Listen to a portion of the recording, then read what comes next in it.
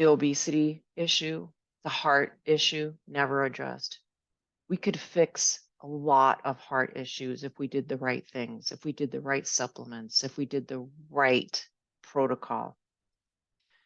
Drugs are not solving the heart disease problem in America. If drugs solved the heart disease problem in America, there wouldn't be any more heart disease.